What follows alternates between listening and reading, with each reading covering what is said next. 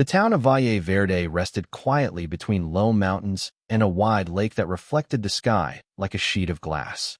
It was a small town in southern Italy where life moved slowly, almost gently, as if time itself preferred not to hurry there. Every morning fishermen pushed their wooden boats into the water while the church bell rang softly across the valley. Old men gathered at the cafe in the plaza to drink bitter coffee and talk about weather, politics, and memories that seemed to grow longer with each passing year. From the town square, a narrow stone road climbed a small hill overlooking the lake. At the top of that hill stood an old chapel, the chapel of Santa Maria della Luce. It had been there for nearly 300 years. The building was small and simple, stone walls, a faded wooden door, and a single bell that rarely rang anymore. Inside stood an old statue of the Virgin Mary carved from pale wood. Time had worn away some of the paint on the statue's robe, but the soft blue mantle and gentle expression on her face remained. For many people in Valle Verde, the chapel had become little more than a quiet landmark on the hill. But one person still visited every evening. Her name was Lucia Moretti. Lucia was 16 years old and lived with her father in a small house near the edge of town. Her mother had died 3 years earlier after a long illness, and since then Lucia had taken on many responsibilities at home. Her father worked long hours repairing fishing nets and small boat engines for the fishermen on the lake. When he returned home in the evenings, his hands were always stained with grease and his shoulders carried the weight of quiet sadness. Lucia tried to keep the house warm and cheerful, but some nights the silence was heavy. Her younger brother Marco had been sick for several months. At first it was only a cough. Then came the fever, and finally the weakness that kept him in bed most days. Doctors from the nearby city had examined him twice. Each time they left with worried expressions and few answers. So Lucia did the only thing she knew how to do. She prayed. Every evening, she climbed the stone road to the chapel, lit a candle beside the statue of the Virgin Mary, and spoke quietly into the stillness of the room. Her mother had once told her something important. When life becomes too heavy, she used to say, "Speak to the mother. She always listens." Lucia had never forgotten those words.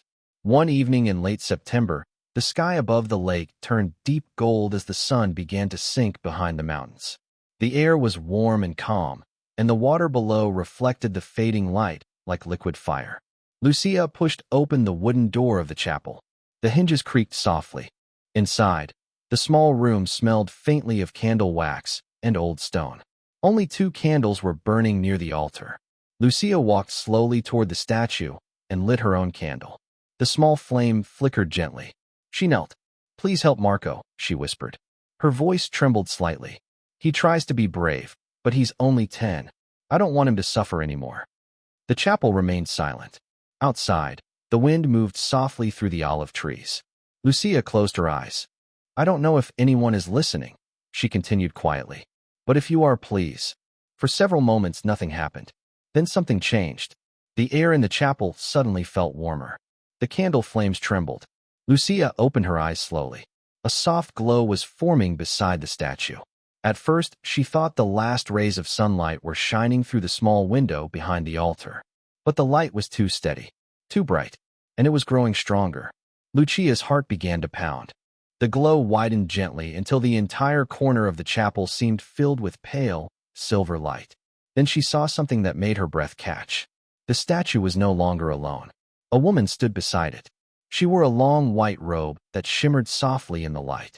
A pale blue cloak rested over her shoulders and moved gently as if touched by a breeze. Her face was calm, kind, peaceful in a way that seemed to quiet every fear inside Lucia's heart. Lucia tried to stand, but her knees felt weak. For a moment she wondered if she was dreaming. The woman looked at her and smiled. "Do not be afraid," she said softly. Her voice was warm and gentle, like the voice of someone who had known Lucia her entire life. Lucia's hands trembled. Who are you?" she whispered. The woman stepped forward slowly. The soft light around her filled the chapel. "I heard your prayer," she said. Tears filled Lucia's eyes instantly. "You heard me?" The woman nodded. "I always hear prayers spoken with love." Lucia stared at the statue beside them. The same white robe, the same blue cloak. Her voice shook. "You're her, aren't you?" The woman did not answer immediately. But the gentle smile on her face said more than words. Lucia felt tears running down her cheeks. The Virgin Mary. The woman placed a gentle hand on Lucia's shoulder. I am a servant of God's mercy, she said quietly. Lucia could barely breathe.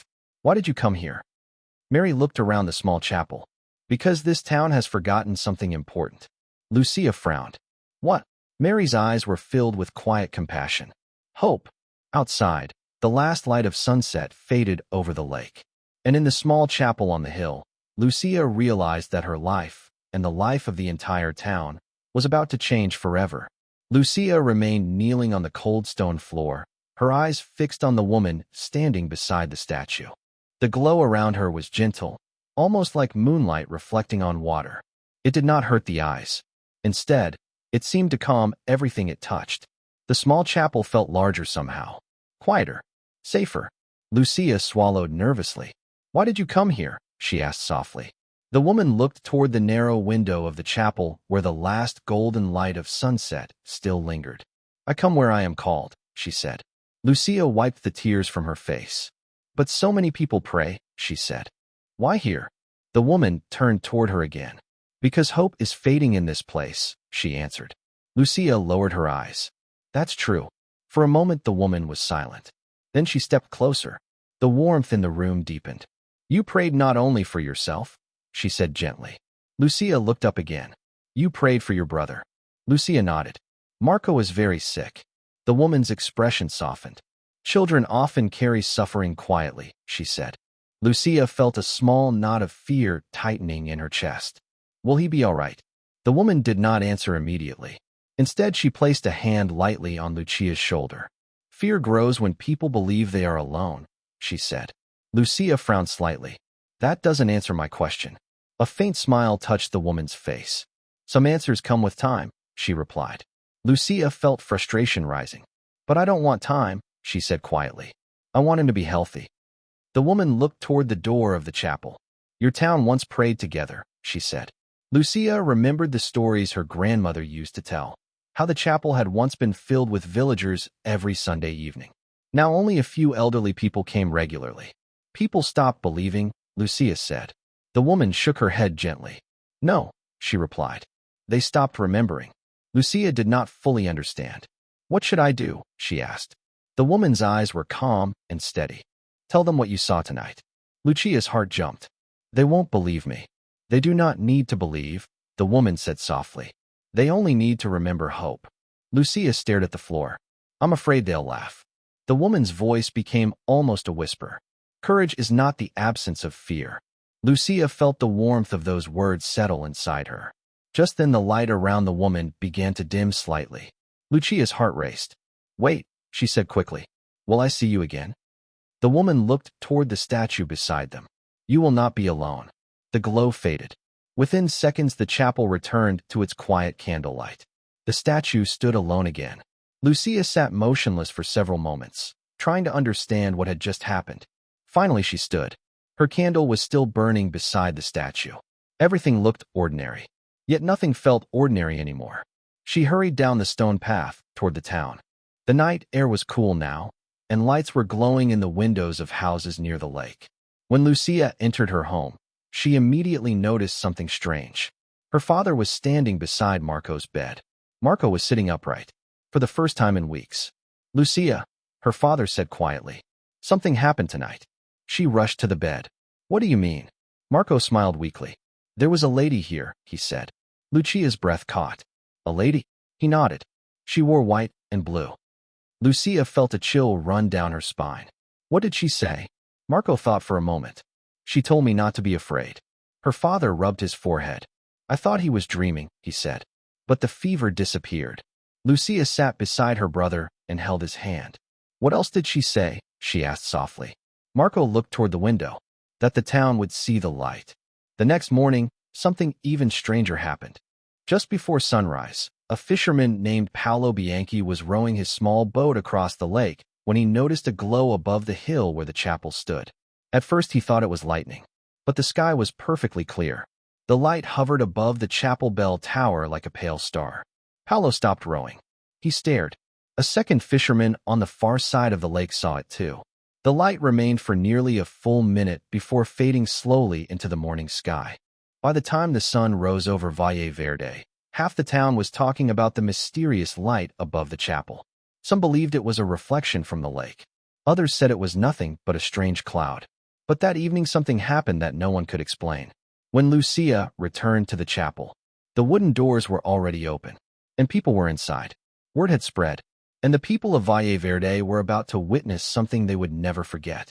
By the time the sun began to set over Lake Valle Verde, the small chapel on the hill was no longer quiet. People were climbing the stone road in groups, speaking in low voices as they walked.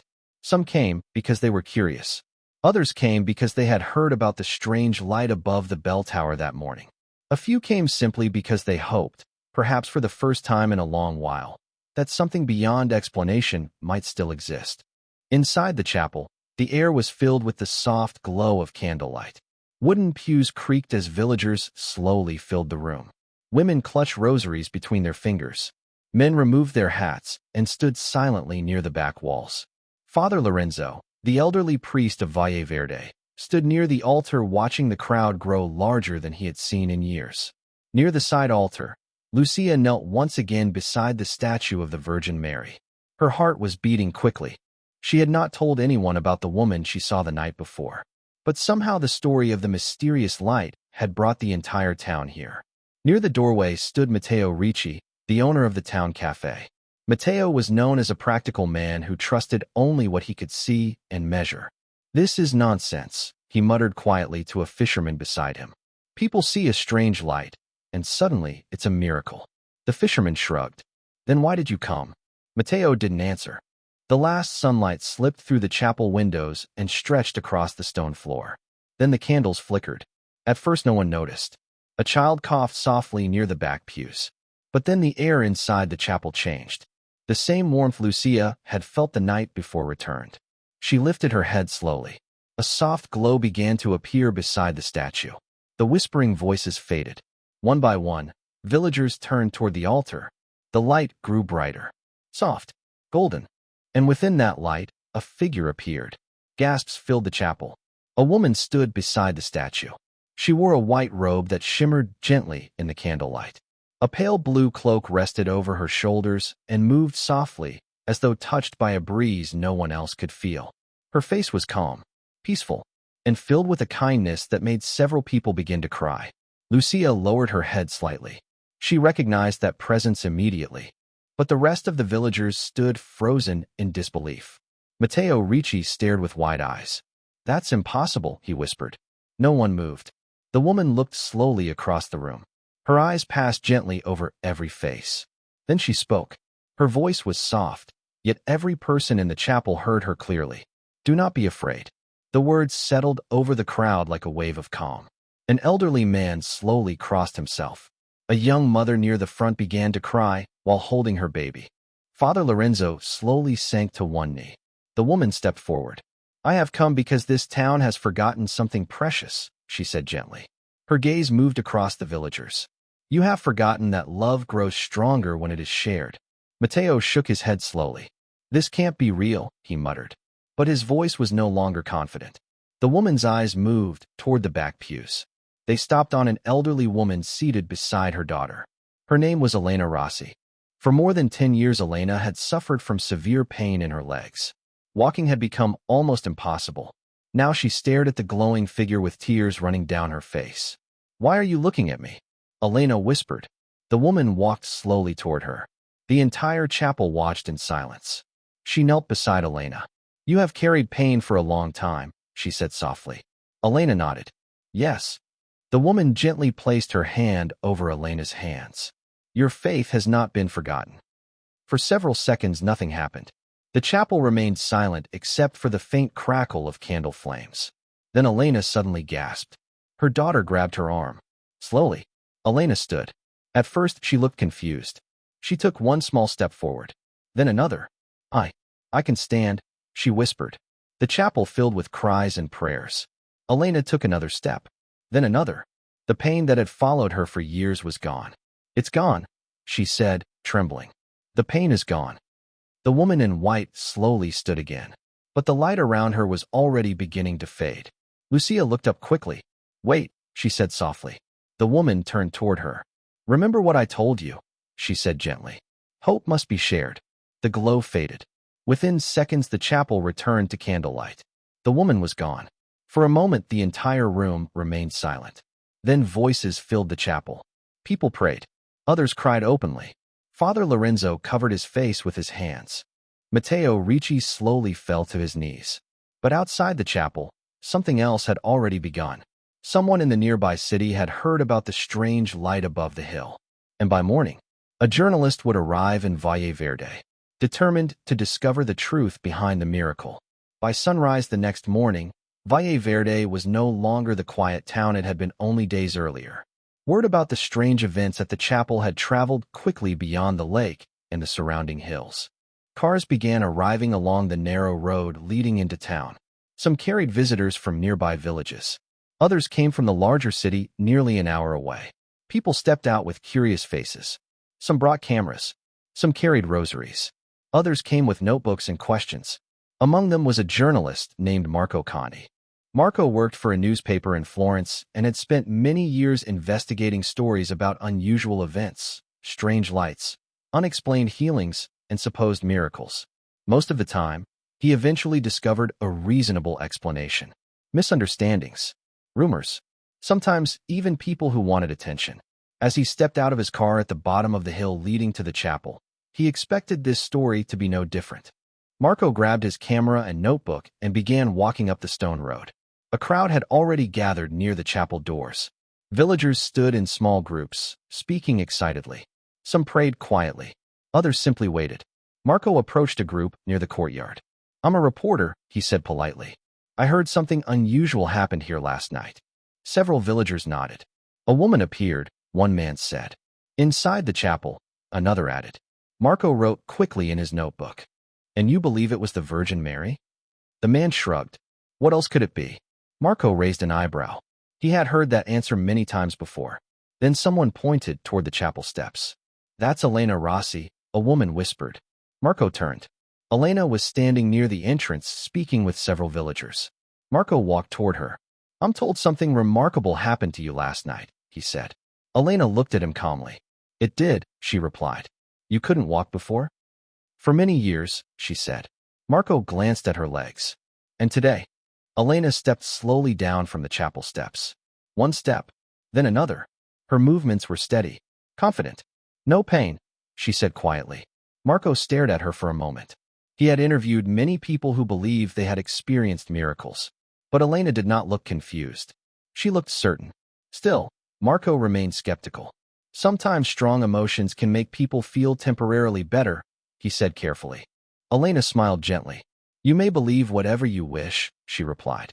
Then she turned back toward the chapel. Throughout the afternoon, the crowd continued to grow. By sunset, nearly 300 people had gathered around the small building. Some knelt in the courtyard praying. Others stood quietly watching the chapel doors. Marco stayed. Part of him expected nothing more to happen. But another part of him felt something he could not quite explain. Curiosity. Just before the sun disappeared behind the mountains, Lucia arrived once again. The villagers stepped aside as she walked toward the chapel. Marco watched her carefully. Inside, the chapel filled slowly with people. Candles flickered along the altar. The old statue of the Virgin Mary stood quietly in the same place it had always been. Lucia knelt near the front. Everyone waited. 5 minutes passed. 10 minutes. Marco checked his watch. Then suddenly, the candles flickered. A murmur moved through the crowd. Marco lifted his head. The air inside the chapel grew warm. The glow appeared again beside the statue. Soft at first, then brighter. The room fell silent. Marco slowly lifted his camera. But when the figure appeared beside the statue, his hands began to tremble. The same woman. White robe. Blue mantle. Calm. Peaceful. No one moved. The woman looked slowly across the room. Her eyes rested briefly on Marco. In that moment, he felt something unexpected. Not fear. Not confusion. Something deeper. A quiet calm. The woman spoke. "People search the world for signs," she said gently. Her voice filled the chapel. "But the greatest sign has always been love." Some people began to cry. Others bowed their heads. She continued. Care for one another. Forgive one another. And never lose hope. Her eyes moved across the villagers. Then the light around her began to fade. Before disappearing completely, she looked toward Lucia.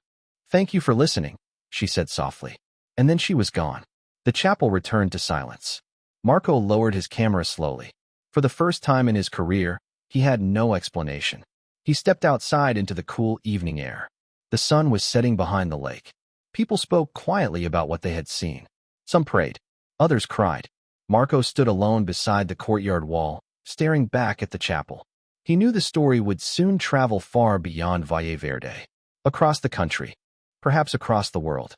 But what remained strongest in his mind was not the mystery. It was the calm he had felt when the woman looked at him.